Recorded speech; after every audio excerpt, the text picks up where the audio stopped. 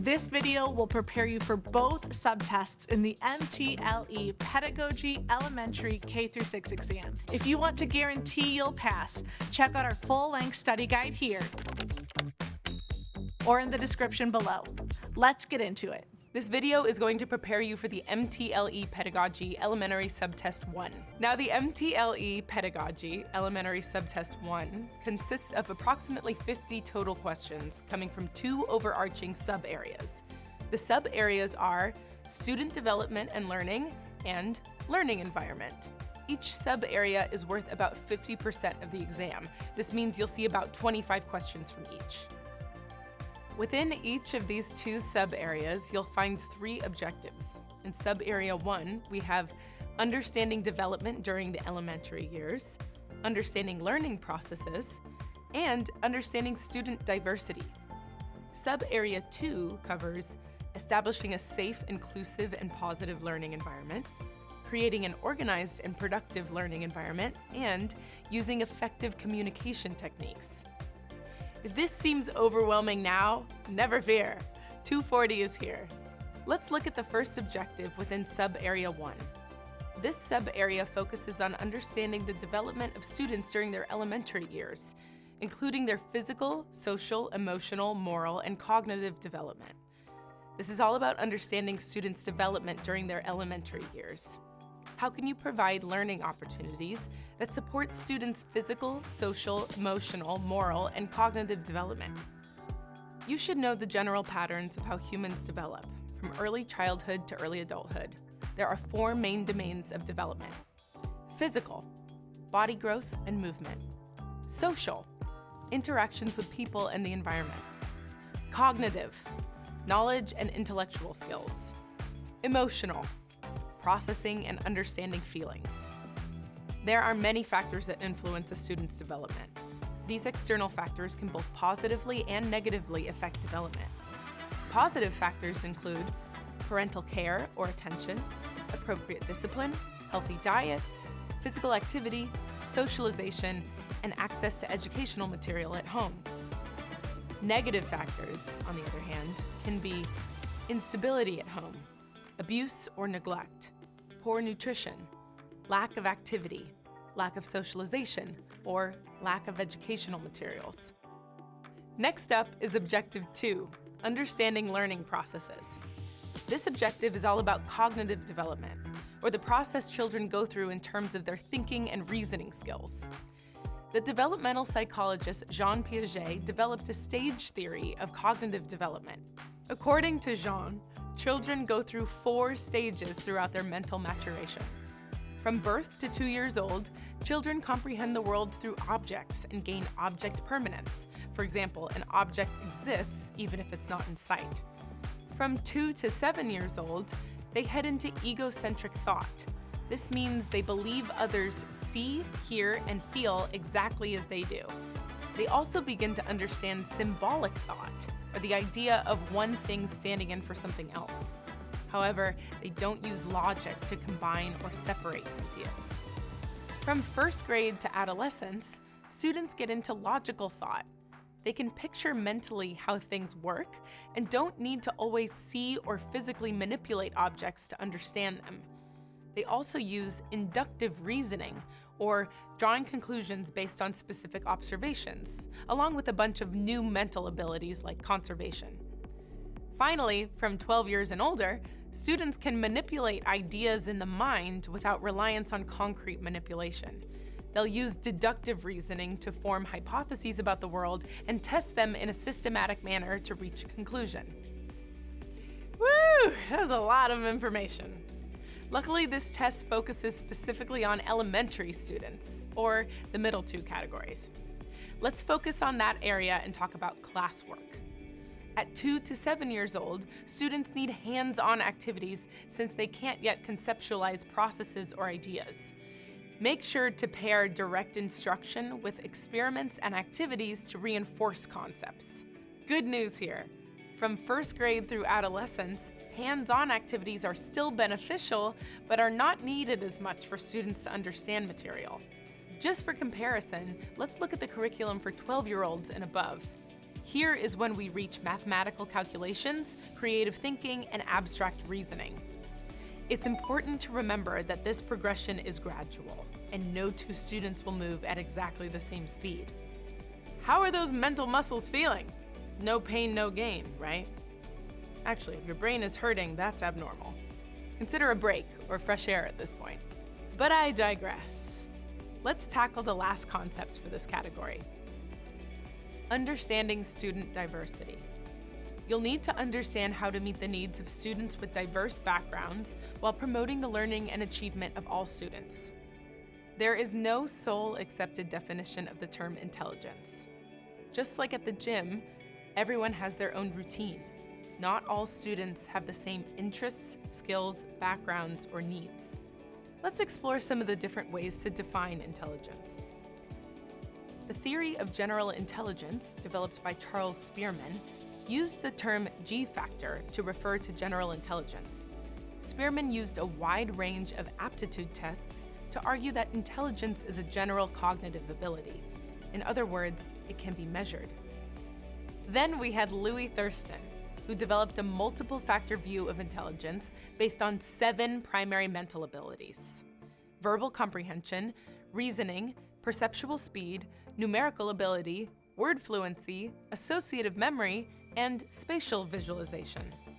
Howard Gardner's theory of multiple intelligences offers 8 distinct forms of intelligence, which can't be numerically measured or expressed. These intelligences include verbal, linguistic, mathematical, spatial, bodily kinesthetic, musical, intrapersonal, intrapersonal, and naturalistic. Robert Sternberg's triarchic theory of intelligence also offers a multiple factor view of intelligence, but he limits intelligence to 3 categories: analytical intelligence, creative intelligence, and practical intelligence. Here's the good news. None of these theories are perfect. It's all about learning from them and applying them with your students. Stretch break. That's one whole sub-area done. Next, we'll flex our muscles in sub-area 2, learning environment. First up, establishing a safe, inclusive, and positive learning environment. The ideal classroom feels like a community. It's a positive place where learners collaborate and grow together. But how do we get there? Icebreaker games and activities are a great start. Throughout the school year, class check-ins or meetings can help build relationships. Make sure to greet students each day and even provide time for them to greet each other. Write positive notes or letters of encouragement to students and set up a system for them to do the same for each other. Of course, the most important factor isn't games or letters. It's you! A positive attitude is a game changer for teachers. A positive attitude means letting students know you believe in their abilities and will be there to support them, being mindful of diversity, and examining how your own beliefs or biases may, even unintentionally, affect students, striving for all students to have a positive classroom experience, and really listening to students to help build trust. A positive teacher-student relationship means students feel comfortable enough to ask questions and take risks.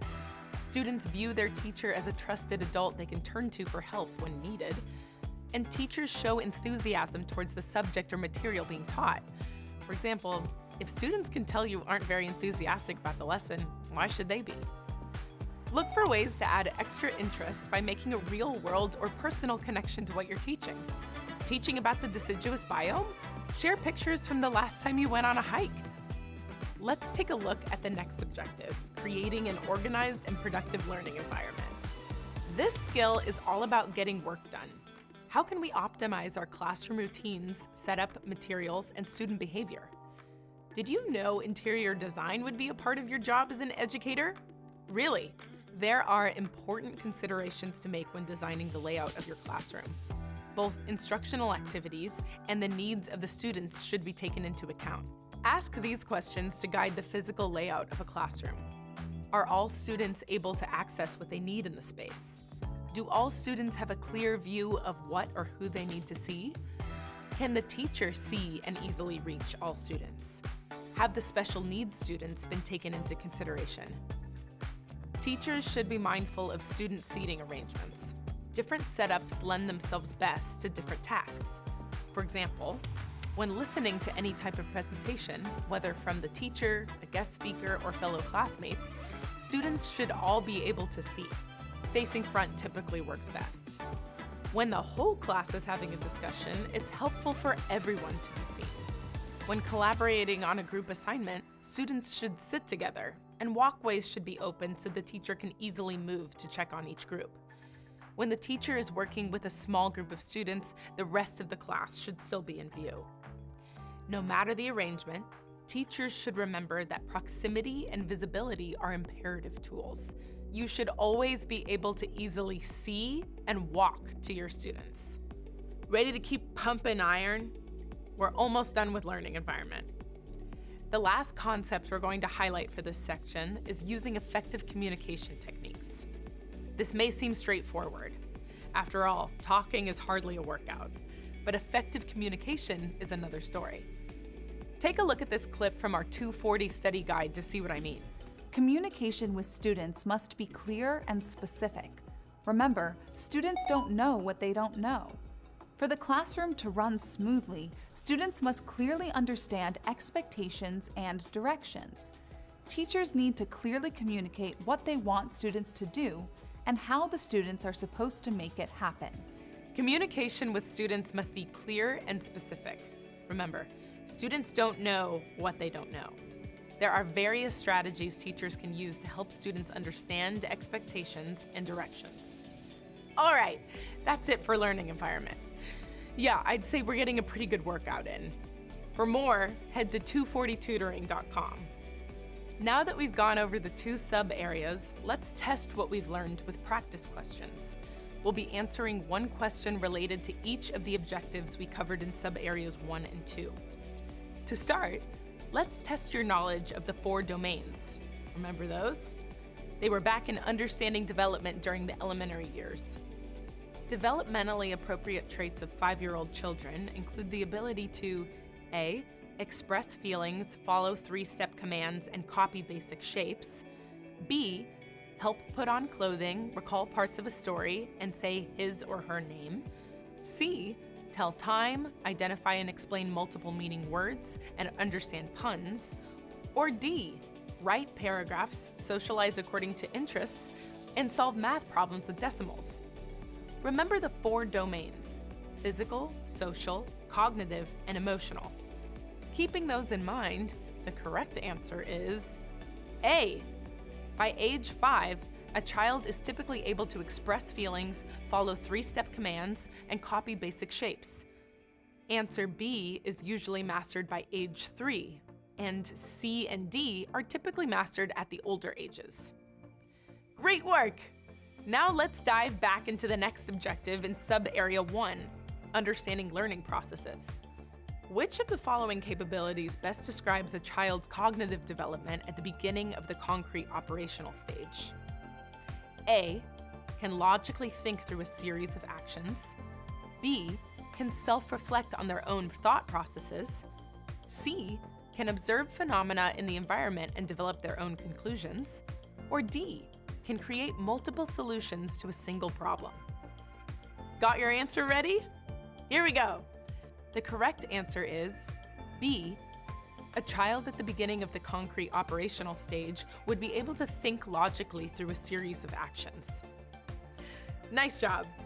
Okay, this next question is going to focus on understanding student diversity. Picture this.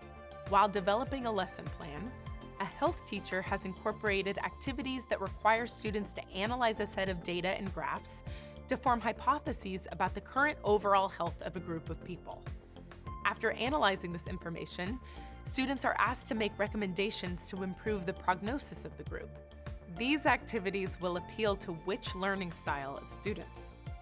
A. Visual spatial. B. Interpersonal. C. Verbal linguistic. Or D. Logical mathematical. Let's walk through these answers. There are some visual aspects involved in this activity through graphs, but not enough to call it visual spatial. There is no information that indicates that this activity would appeal to interpersonal learners who enjoy interacting with others through discussion or debate. And students who are verbal linguistic learners enjoy reading and writing activities, unlike this one, which means the correct answer is D. This activity would appeal to students with logical mathematical learning styles due to reliance on numbers and critical thinking skills. Whew! 3 down, 3 to go. We're moving into sub-area 2 now, and starting with establishing a safe, inclusive, and positive learning environment. Which of the following strategies best supports a teacher's goal to promote positivity in the classroom? A. Contacting each parent with a message about their child's strengths. B. Allowing students to choose partners to work with. C. Introducing detailed learning objectives at the start of each class. Or D. Encouraging students to self-assess with progress journals. This is tricky. These are all effective elements in an enjoyable class. However, one answer is best. The best answer here is A. Next up, creating an organized and productive learning environment. Mrs. Clark finds that some of her students are not engaged in class discussion. Which of the following would be the most effective way to set up the space to encourage student engagement in class discussions? A. Require each student to provide at least one comment to the discussion. B. Arrange student desks into rows where each row faces the front of the classroom. C. Have each student provide a topic for a classroom discussion. Or D. Arrange desks in a circle so all students face each other. Now think about Mrs. Clark's goal in the question. With that in mind, the correct answer to the question has to be D. Arranging the desks in a circle is the most likely strategy to increase student participation in class discussions because all the students can see and be involved in the conversation. How about an effective communication question? What do those look like? Which of these is a verbal communication strategy being used by a teacher? A. Using different voices to convey characters in a story. B. Tapping the desk of an off-task student. C. Using hand gestures to help students remember the parts of a cell. Or D. Giving high fives to students as they enter the classroom. Don't overthink this one. All of these are communication strategies, but the only verbal communication strategy is A. With that, we've reached the end of our questions. Nice job! Hopefully you've got a sense of the kind of assessments you'll encounter on the exam. Congratulations! Our workout is officially over. Now you deserve a rest day. Thanks for sticking with me from start to finish. If you found it helpful, give it a like. There is still plenty more to learn. This video is going to prepare you for the MTLE Pedagogy Elementary Subtest 2. Now, Subtest 2 is just like Subtest 1 in that it consists of approximately 50 total questions coming from 2 overarching sub-areas. The sub-areas are instruction and assessment and professional roles and responsibilities. Each sub-area is worth about 50% of the exam. This means you'll see about 25 questions from each. You'll find 3 objectives within each of these 2 sub-areas. In sub-area 1, we have understanding various types of assessment and relationships among assessment, instruction, and learning, understanding instructional planning procedures, and understanding how to use a variety of instructional strategies to provide effective and appropriate learning experiences. Sub-area 2 covers understanding how to communicate and interact effectively with families, colleagues, and the community, understanding professional development opportunities and resources, and understanding the historical and philosophical foundations of education, the rights and responsibilities of students, parents or guardians, and educators, and legal and ethical guidelines for educators in Minnesota. Whew.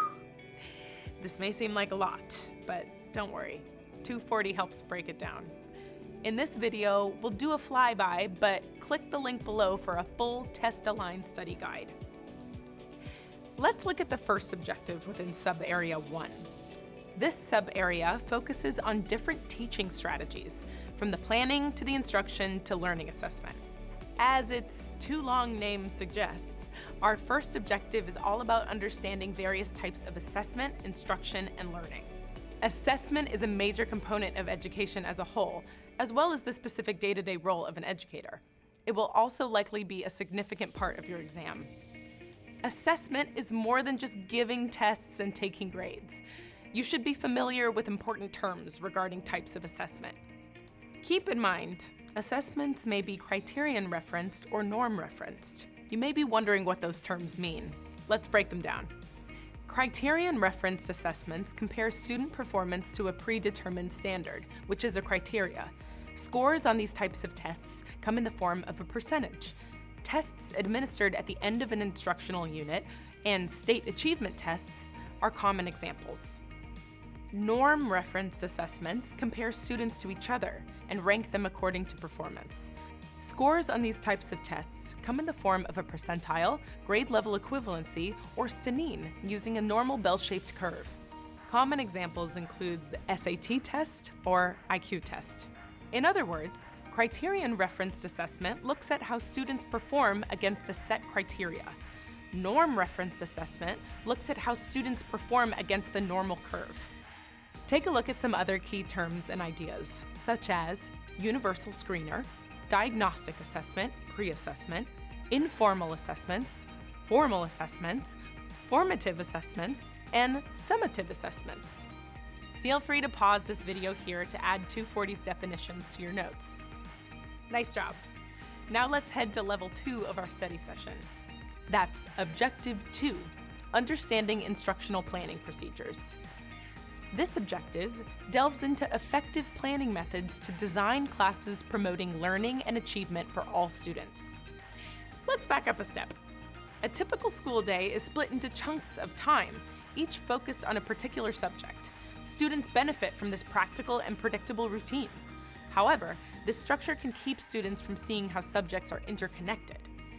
This is where interdisciplinary instruction comes into play. Interdisciplinary instruction integrates multiple subject areas by putting them together.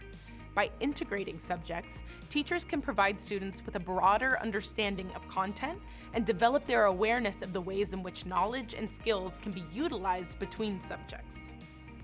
Interdisciplinary instruction benefits students in many ways.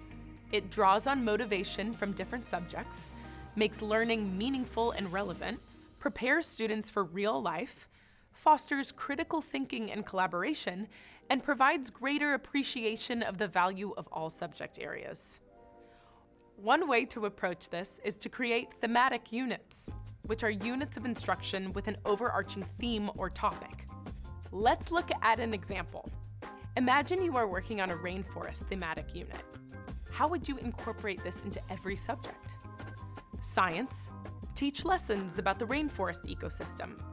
Social studies, identify regions with rainforests on the globe. Math, interpret graphs on annual rainfall. Language arts, write about the rainforest. Another level down. Good news, we're almost done with sub-area 1. Level 3, Objective 3, is understanding how to use a variety of instructional strategies to provide effective and appropriate learning experiences. Some of the most powerful instructional strategies start with the same resource, technology. Our world is becoming more and more digital, a fact that can be used to a teacher's advantage. The following applications can be assessed and used with devices such as computers or tablets. Databases. Many schools or districts provide student databases to store and organize student information, including assessment results. Teachers can apply filters to quickly access the needed information. Record keeping. Many teachers use digital tools for record keeping.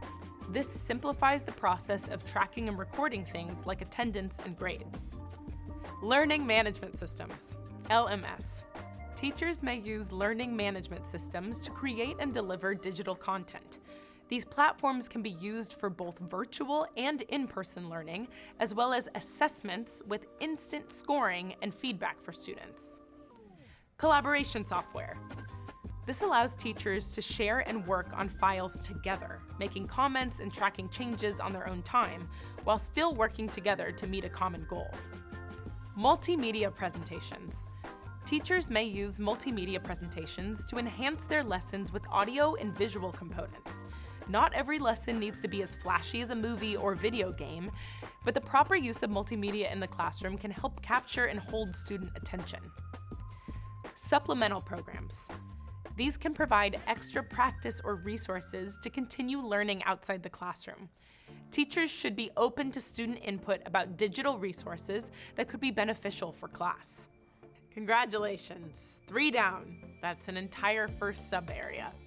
Don't pause this learning game yet though. It's time for sub-area 2, professional roles and responsibilities.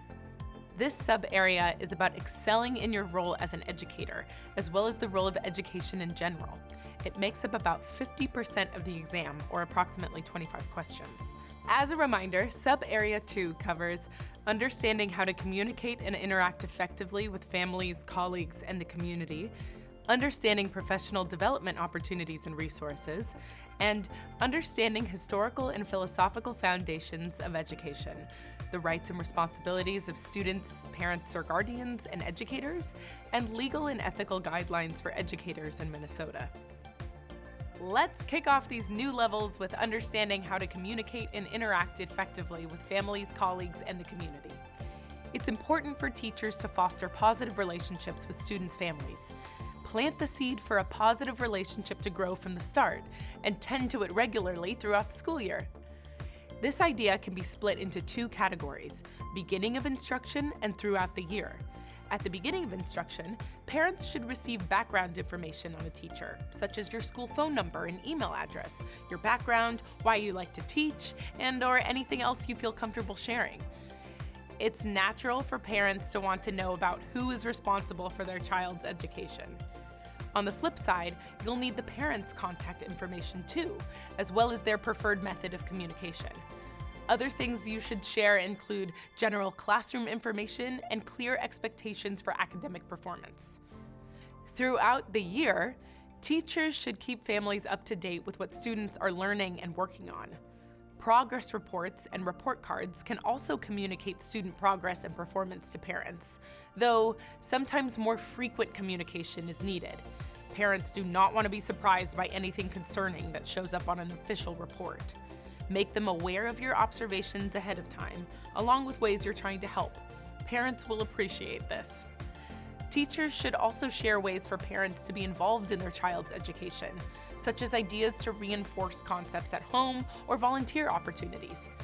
And remember, parents should feel comfortable enough to reach out to teachers throughout the year. Another level done. Let's flip to the next objective: understanding professional development opportunities and resources. This skill is all about player 1, our main character, you. What strides can you take to develop your career? Teachers should be lifelong learners. Makes sense, right? The field of education is continuously evolving, and there is always something new for teachers to learn or improve upon. That's where professional development comes in. Teachers have many different opportunities for both in-person and online professional development, such as classes, conferences, workshops, in-service training, books, articles, and academic journals. Teachers should ask themselves these questions to determine what topic to choose. What areas of my teaching practice could I improve? What will have the greatest impact on students? Teachers can be great resources for each other. Many schools pair new teachers up with mentor teachers, and even experienced teachers can learn from each other. Knowing who to turn to for help or inspiration is a valuable professional development tool. One last thing to remember: all types of professional development should all have one thing in common. It should always be research-based. Whoa, you are winning this game. Ready to finish up with professional roles and responsibilities? Let's go. Our last concept is understanding the historical and philosophical foundations of education, the rights and responsibilities of students, parents and guardians, and educators, and legal and ethical guidelines for educators in Minnesota. Kind of a mouthful, huh? This objective is all about ethics and responsibility. In most states, teachers are required by law to report any suspected abuse or neglect of a student. laws in your state may dictate, a window of time in which the report must be made to appropriate authorities, what person is responsible for making the report. Some states specify that the reporting responsibility cannot be passed off to another individual, such as an administrator or counselor, and penalties for failing to file reports of abuse. There are many signs of abuse to look out for, such as a student who seems withdrawn or depressed, seems afraid to go home or wants to run away, shies away from physical contact, acts aggressive, has sudden and drastic changes in behavior, wears clothing that covers their whole body, even in the warmer months, though remember, this could also be a cultural practice and have nothing to do with abuse, or has unexplained burns, cuts, bruises, and/or broken bones. Good news! You've completed the professional roles and responsibilities sub-area, which means you've also completed all of the objectives for this subtest. Way to ace the main quest of today's video. Great work. I understand how overwhelming this can feel, but remember, you've got this. And we at 240 are happy to be your player too. Speaking of which, you may think the game is over, but not quite. We've got a bonus level for you. Practice questions, which will give you a sense of what you might encounter on the exam. Together, we'll tackle one question related to each objective we covered in sub-areas 1 and 2. You can do this. Oh, and if you want a lot of practice questions, you can click the free practice test below. You can also subscribe to 240 and get all the practice questions you need to be 100% confident for the test. Ready for your practice questions? Let's go. We'll begin all the way back at our first objective, types of assessment. Which of the following represents a criterion reference score? A ranking that indicates percentile rank on a standardized test. B, a raw score on a state-mandated test that indicates the number of correct answers. C, a stenine that indicates where a student falls on a bell curve. Or D, a score that indicates how well a student understands the specific content on a project.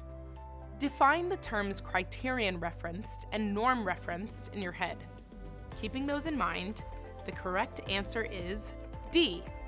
A criterion reference test compares the score to what a student should have mastered after being taught a set of information.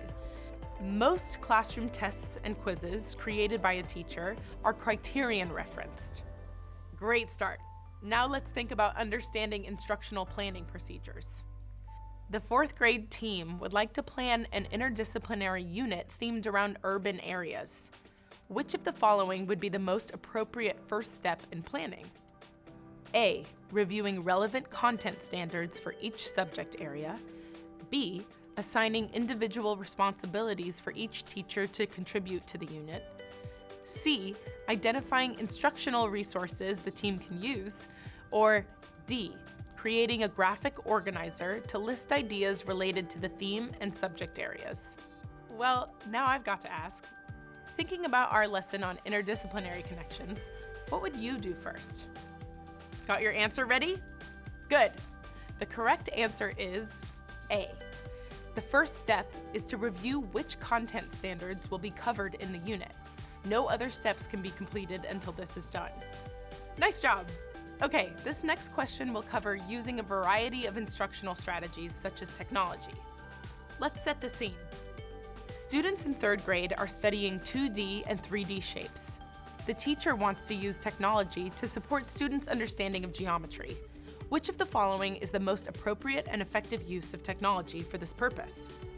A, demonstrating how to search online for geometric pyramids and the real-life example of the Great Pyramid. B, allowing students to play tangram games on tablet apps. C, having students explore a website that allows users to construct and deconstruct 3D figures using 2D figures. Or D, finding an online database with pictures of various shapes that students can use as a resource. Let's really consider these answers. All of them include technology as a teaching aid. However, only one answer aligns with the teacher's original goal, and that answer is C. This interactive website allows students to make academic gains within the content area. You're knocking these bonuses out. 3 down, 3 to go. We're moving on to sub-area 2 now. Which of the following would show effective collaboration between a parent and a teacher? A teacher creates a behavior chart for a struggling student and the teacher and parent both sign it each day. B, a parent gives a gift at the end of the first semester and the teacher sends a thank you note. C, a teacher and parent exchange emails about a student who is at risk of failing. Or D, a teacher sends home a positive note about a child who's been participating more than usual. Okay, the key word here is collaboration. Though these are all positive interactions between a teacher and a parent, only one of these choices is a true collaboration. Got your answer ready? The correct choice is A. In this scenario, the teacher and parent are working together to help the student. Don't stop now. The end of the game is in sight. Let's move on to understanding professional development opportunities and resources. Mr. Tomlin is a first-year teacher who wants to improve his classroom management. Which of the following would be the best strategy for Mr. Tomlin to improve his classroom management skills? A, use online resources to find the best classroom management techniques. B, discuss his current strategies with the principal and ask the principal for guidance in improving his classroom management skills. C, observe the classroom management abilities of other first-year teachers. Or D, observe experienced teachers in the classroom and discuss classroom management skills when students leave the class. Before answering this question, consider, in which choice can Mr. Tomlin see how the strategies are implemented? The answer is D. All right, here's our last question. Mr. Smith notices that one of his students, Andrew, is having trouble sitting down and constantly shifts his weight during class. He asks Andrew if something is wrong, and Andrew replies that his thigh is bruised because his father hit him, but he asks Mr. Smith not to tell anyone because he's embarrassed. Mr. Smith suspects the student might be abused. Which of the following is the best response to the suspicion? A, Mr. Smith should contact the campus administrator about the situation, as well as Child Protective Services. B, Mr. Smith should monitor the student to see if he shows up with more bruises or symptoms of abuse. C, Mr. Smith should honor the student's wishes and not tell anybody about the situation. Or D, Mr. Smith should contact the father of the student about the situation. Situations like this can be tricky, but the best answer is always A. This is the best route and is the legally required route. Hear that? It's the sound of the game powering down.